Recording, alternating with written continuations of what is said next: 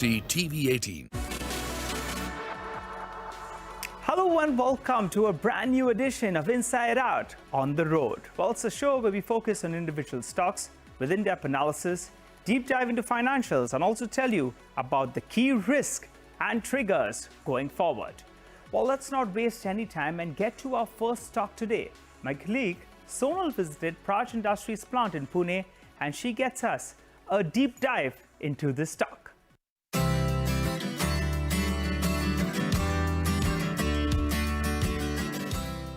Well, we are at the headquarters of a company that has seen the first mover advantage in the biofuel revolution.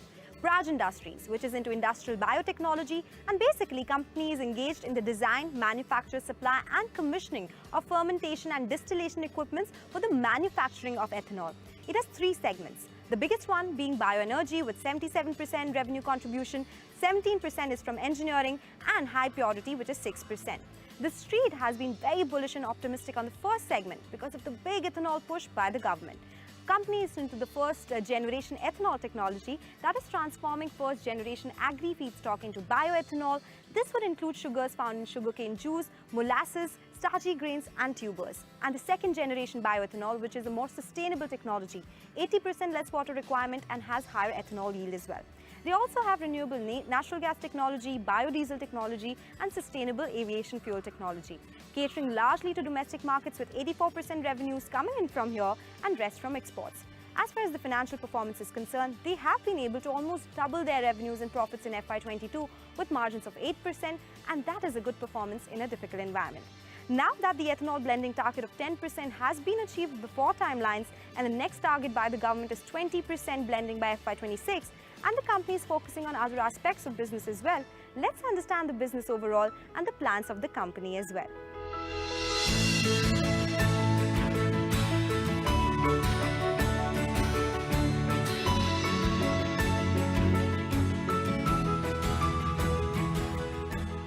Well, as promised, we have with us Mr. Joshipura, who's the MD and CEO of Praj Industries. Mr. Joshipura, it's a pleasure to have you with us on Inside Out, and there's so much excitement about the company, what it does, what are the prospects. So thanks a lot for joining us and telling us all about it. Basically, Praj Industries provides technology to, say, distilleries in order to ensure that they produce ethanol. So that's the thing. Absolutely correct. So we don't produce ethanol ourselves, but we allow our customers to choose a feedstock. We help them to choose a feedstock, determining where they are. Give them a technology that enables them to take that feedstock and convert that to a usable form of energy. Ethanol is the most popular form of energy as of today. Right, absolutely. So we have been hearing about how India has achieved the 10% blending way before the targeted date. The next one is 20% by 2026. In that scenario, let's talk about the first generation ethanol. What is the opportunity here? How much do you think India needs to reach that 20% mark by, say, FY26? So that would mean distilleries putting up more capex. If that happens, what is the opportunity with your kind of market share that you see in terms of revenue growth for you? Yes, so if you look at it, in 2018 was what I call a watershed moment in the country when the new national biofuels policy was unveiled. At that time, it was estimated that, and that time the target was 2030. Yes. That if we go to 20% by 2030, we'll need to create roughly an additional capacity for 1,000 crore liters of ethanol. Now, ethanol is a seasonal product in a sense that it depends on an agrarian feedstock, and therefore you may not be able to run your plant for 12 months in a year. So there is a difference between installed capacity and what you actually get. And gradually that problem is also getting solved with multi-feedstock plants, etc., etc. So as we moved away, and then I think at some moment in time, government decided to give it a big push, and they said, no, not 2030, 2025 is when we want 20%. So that means that we have to create all this capacity in a short span of 5 to 7 years, right? And that is the wind in the sail, if I can use that word right now, where the whole country is now racing to create that capacity, because we don't have the capacity, we have to create that capacity. There have been a whole host of interventions around freeing up the feedstocks. It's no longer only sugary feedstock. Government has put up starchy feedstock. You might have heard, and we can talk a little later about that as well, the lignocellulose feedstock, where you take the agricultural waste and then convert that to usable form of energy. So suddenly the canvas is enlarged. There's a big wind in the sail, and therefore suddenly everybody is rushing to create the capacity. So Are you catching the sale then? And yes, well, we are very happy. We've, as you were mentioning earlier, our founders saw this vision 38 years ago Yes. when nobody talked about this. And I think it's a great credit to that vision and the commitment over a period of time. Now everybody is putting these capacities, Yes. but for all these years, there are very few and far in between plants that were coming up. So it took a lot of resilience to sort of stay true to the cause and vision and commitment and passion. So all of that is what built Praj today. And what that meant was, so when actually the tide turned, we were fully prepared. You are. And that has enabled us to, so we are currently a very, very large market share player. We have dominant, I would not use the word dominant, but a significant share of about 2/3 of the market in our Right, favor. that's dominant. So exactly, numbers in that. Say 1,350 crore liters of ethanol is needed in next 5 years. That would mean distilleries putting up capex of say 10,000 to 12,000 crore rupees, if I'm not mistaken. So with 65% market share, you'll be able to do 8,000 to 9,000 crore rupees? That's what we should be looking at. That's the kind of In 5 canvas years that will down. unfold. Yes. So from 2,300 crores in FY22, you plan to reach that level by FY26, so to say. Yes, so these capacities will get built over a period of time. So every year they'll sort of get Yes. divided into the years. But our turnover that you see of 2,300 crores is also consisting of other businesses. Yes. But yes, 66% of the unfolding opportunity is what we want to Okay. target. That's interesting. So that's only about the first generation ethanol, right? The next one is 2G ethanol. And recently IOCL put up a plant. What was Praj's contribution to that? And if you can just explain, how is 1G different from 2G? Is it easier to put up a 2G plant capacity or technology, so to say? Yes, as I was mentioning to you, the first generation ethanol is typically referred to ethanol that gets produced out of feedstocks that either have a sugar already present from some kind of processing of an agriculture feedstock, say sugarcane. So you take a sugarcane and you start from there, and you can start from taking the juice out from the sugarcane, and then onwards, you can go all the way to extract entire sugar from it and then what's left. Or you can take an intermediate stage, saying part sugar, part waste, and so on, or only juice itself. There's starchy feedstock, which is around rice and maize and these kind of wheat grains, actually. So India as a country has another problem to solve, and that is that we have large stocks of grain that are not fit for human consumption. Right. A. B, we continue to produce more than we need. Even after we account for all kind of safety stocks, that there's a 3-year drought, that there's a 15% sudden increase, all those factors if you take in, even then we have additional surplus feedstock available. Okay. Take sugarcane, process it, what's left, convert it, 1G. Okay. Take starchy feedstock, rice, broken rice, not fit for human consumption rice, maize, whatever, we can ferment that and convert that to ethanol. There's a third category, and that is in popular plants what's called as parali, or rice straws standing in the field. So today when a farmer harvests his crop, the straw is left standing in the field. What do they do with it? If there's no market for it, the best way to dispose of is to burn it, torch it. Now the technology provides that you can take the straw, give it to me, I'll pay you for it. So now there's a monetary benefit to the farmer.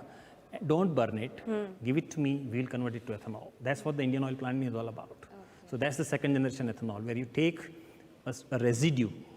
Yeah? Now the residue can come from agriculture fields, but it can also come from forests. You've heard about the famous forest fires in California, Yes. right? So we can also take those wastes and convert even that to ethanol. So you're not only taking away a source of destruction, but you're actually making a constructive activity. So it's profitable, Mr. Joshipura. Is it a profitable proposition to invest into 2G ethanol? That is because that's a very less companies, even globally, are into 2G technology. And do you expect it to grow at a similar pace that we saw for 1G ethanol? Yes, in the sense that, of course, when any activity has to go commercial, you must have proof on ground. And these Indian Oil project is proof on ground. Okay. Okay, so people say, yes, it works. Now we know that it works. Because the outlays are large, so risks are large. People would like to see, and I think the technology is at a different curve of development compared to, say, 1G, which has been there for 30 odd years.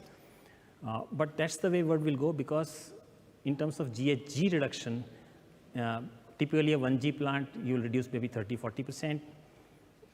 compared to conventional fuels. But you go to 2G, it could be 80-90%. Okay. And in some case, you can even go negative. Okay. So it depends on where the other logistics of the supply chain are. So fundamentally, if you think about it from a broader perspective, one fine day we will meet the potential of sugarcane. Another fine day we'll meet the sugar potential of all the starchy feedstocks. And then there'll be these waste. This is essentially waste, which even the animals don't eat. So that can we are be able useful. to convert it to, and it has no value today, which becomes very handy. So let me play the devil's advocate here, because I just want to understand how sustainable this growth around ethanol is. Because one thing I want to understand is, once you provide this technology to the distilleries, does it stay for them for a longer period of time, or do you get repeat orders here? How long can they use that particular machinery or equipment for? And the second thing is, say once we reach that 1,350 crore liters of production and 20% blending, of course, government will keep raising those targets, but once it reaches, what will lead to growth here? Will it plateau? Will it grow at compounded rates? So what is your take? Yes, so great question. So let's take a scenario to understand. So let's say EBP 20 and nothing more. Right. What next? Just if there's nothing more, then we will stay put at 1350 crores, and then there'll be only marginal increase as the consumption of the petrol increases. To that extent, it will increase. But thankfully, that's not the scenario. So as you said, the first thing is that we are blending 20% today. That's the plan for 2025, right? We already have a case in the world, in Brazil, which are at 27% blending. So we already know that 27 is possible. But Brazil has gone much, much ahead. They have actually stated that by 2030, they don't want to import any energy. And they are driving a very different program. So they have said, you've probably heard about the flex fuel vehicles that even honorable ministers have talked about. So now in Brazil, if you go, you can go to a pump, you can say, you know what, I want E100. That means I want everything ethanol. I don't want any. So that's what the flex fuel vehicles are about. They give you a flexibility to operate between conventional fuel all the way to zero conventional fuel and go to ethanol. And you can choose what you want, right, as a driver. There are some economic questions around it which needs to get addressed individually as well. But as you rightly said, you didn't even ask me what's the cost, right? You just said I'll do something that's good for my children. So I think and that's what is going to drive. So that's one dimension. So there's a journey beyond E20, E27, up all the way to E100. Okay. Which will need some ecosystem development around flex fuel vehicles, etc. There's another dimension, and that's about we are blending today in petrol. What about blending in diesel? Diesel, right. Which is actually in India's economy 3 to 4 times higher volume compared to petrol. So we are working on a program on that now to see how that could be achieved. We have already passed test up to BS4 levels. Now we want to go to BS6. And diesel is a very interesting subject because there is diesel in Indian Railways, there is diesel in stationary engines, the DG sets as we call them, or generators, and then there's diesels on moving vehicles. Right? And these are very, very large categories. Just to give an example, there are also very small DG set which get attached to every telecom tower. Okay. Because telecom towers have to have uninterrupted power, right? Right. And we were just doing an analysis to see if all of those are just made into ethanol-driven engines and not diesel. That's a big opportunity. It just opens up a large market for us. So one pathway is E20 changing its number, 20 to 27 to 100. Diesel blending coming into the play. The third, as I was already mentioning to you, iterating the ethanol and using ethanol as a feedstock then. Right. For aviation fuel. So those are the three big opportunities. And that becomes a very, very big, that's much bigger than what 1350 crore liter is, much bigger. So of course, so on the second one, the companies keep asking for, they order again, how long is this technology valid for? And with that 3,300 crore order book that you have right now, if you can give us some visibility, say 5 years down the line, with this big rush for ethanol that is coming in, what is that looking like? So the way we look at it is like this. So when we give a license to our customers to set up a plant, it is for that plant for life. For life, okay. So that plant is for that. They want to put up another plant, then they have to buy it again. Understood. And so on. That's how it works. It's not transferable. So we expect them to, it is for that particular plant itself that technology is given. As the plant starts to run, that's something that we have also recognized. There's a lot of interventions that we can do because we understand how the ethanol gets produced more and more efficiently. So there are also a set of solutions that we are now introducing in the market.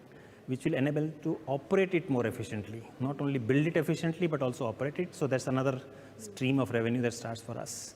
The aviation will become another revenue line for us. This is the long-term growth plans that I'm asking you before I let you go on this one. High purity and engineering, smaller segments for you, but what is the growth expected from there?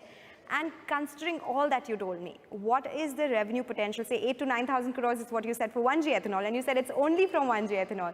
So say by FY26, what kind of revenues are you targeting? What is the margin picture with more products coming in? Will it be margin dilutive? Will you maintain this 8 to 9% trajectory that you have been doing so far? Okay, so the good news is that what's happening on this, we were talking earlier about this phenomenon of energy transition, which means that the world is moving from high carbon fuels to now low carbon fuels, but eventually to no carbon fuels, which is the green hydrogen thing that we keep hearing about and other derivatives. Right? Now, if that happens, already a movement has started. There are a lot of capacities being announced on green hydrogen. Our engineering business, one of our engineering business arms, actually serves that segment very, very well. They are partnering with absolutely the leaders in the field globally to actually become their partners for engineering and manufacturing. So there, the process technology is not ours, but the engineering and the manufacturing is ours. There also we are saying on the side of it, once that plant is done, there are streams that come out, and can we provide value-added solutions to those streams? So we see a big canvas unfolding even on the engineering field as well. So I was telling about the big wind in our sails on the 1G domestic, but even as that is happening, we are not changing the ratio between our bioenergy to engineering businesses, and that is indicative of the fact, and that business is almost entirely export oriented. Right. So we believe that as we move forward, we will see a higher, and that's where the 40% number comes from. We will see a higher portion of international business in our overall portfolio, which is value accretive, because it obviously comes at better margins. And by better margins, you have to give us that number as well, sir. I will not let you go without that number. Okay, so my CFO will kill me if I give that number. He'll say you're not authorized. But what's important to know is that a healthy mix, and we have this theme inside that we are talking to our teams, and we say, do we want to become big, or do we want to become big and healthy? And the choice is obviously the second one, which is the tougher one. So we are saying very clearly that we want to stay big, we want to stay healthy, and everybody expects a double-digit margin play on the bottom line, and that's our aim. That's where we should move. So double-digit margins is your aim, and growth maybe say 20 to 30%. That will be big and healthy for you. I think my chairman has already said that we expect to grow at 30 to 40% through at least the foreseeable future as we walk down this path. Okay, so that is interesting. A lot of exciting stuff that is happening in this segment. So good luck to you, Mr. Joshipura, for all the future endeavors, and thank you so much for speaking with us today. Thank you, Sonal. Thank you for having me. It's a pleasure.